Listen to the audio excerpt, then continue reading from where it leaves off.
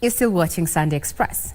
Now, the high youth employment drove 32-year-old Raymond Odhiambo to think outside the box to eco-living.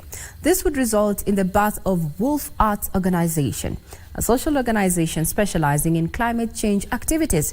It is from this organization that he changed his story from that of a job seeker to a job creator. Wycliffe Oketch shares his story not only to protect the environment but also create employment opportunities. Lake Victoria serves as the economic lifeline for many households. However, in the wake of climate change, the livelihood of families who rely on its waters are under threat. The negative effects of climate change are arguably now clear to all and sundry. Here on the shores of Lake Victoria, various environment ambassadors have taken it upon themselves to clear the shores of any solid waste material. The culture of pollution, however, seems to have persisted, considering these randomly discarded plastic containers. 32-year-old Raymond Odhiambo, born and bred in the lakeside city of Kisumu, is one of the many environment lovers who have taken a step to conserve the water body.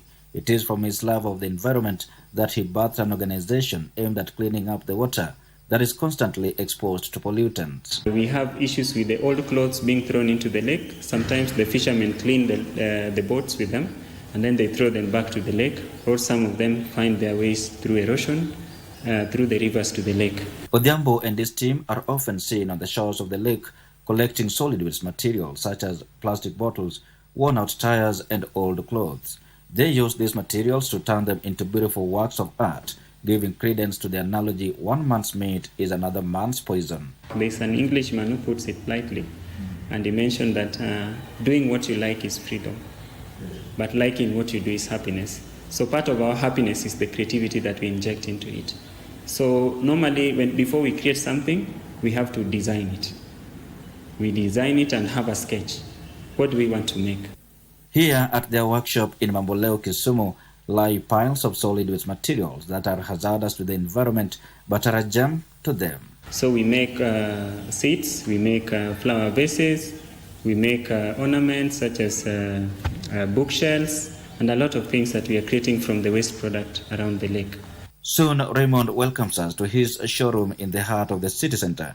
We find a collection of artworks made from the waste materials we saw earlier at his workshop that could have easily passed as piles of garbage. Normally people campaign that we go and collect the waste, you leave them around the lake and then they are swept back to the lake.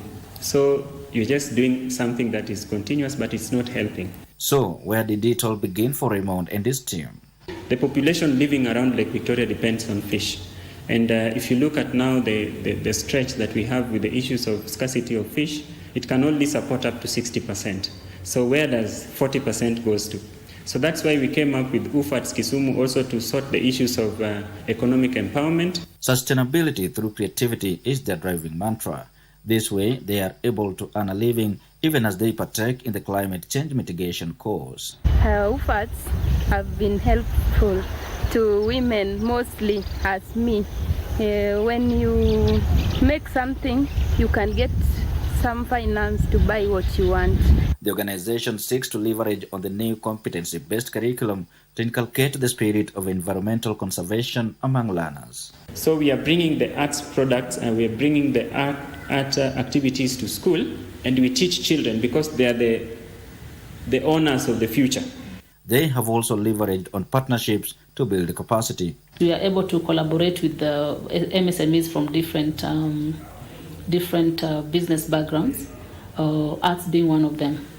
And that is how we got in touch with the Wolfarts, and through the same we've been able to now work together to ensure that we are able to support it. We were able to go for industrial attachment in areas that we are specialized.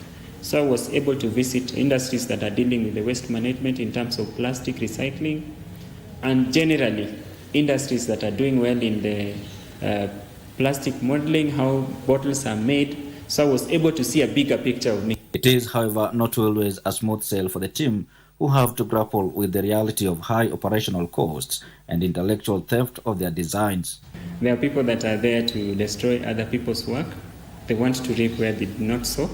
So you would find that your art product, somebody comes and buy your art product, and then the following day they are branded with their own logos, and they say they are the original producers of such. The initiative by Raymond and his team serves as a reminder to the youth to tap into their talent and change the narrative from one of employee to that of employer through innovation and creativity, as well as have a positive impact in protecting the environment. You can grow small bit by bit so that you ensure that you are not walking around with brown envelope everywhere, with a lot of dust, with a lot of sweating, looking for a job. If job find you, well and good. If it doesn't find you, be an employment creator. And they need to take it seriously. It shouldn't be because you are getting into this business because it is your second option. I lacked employment, then I went into this business. It needs to be targeted. You need to be very purposeful about this. For Channel 1, I am Wycliffe Oketch.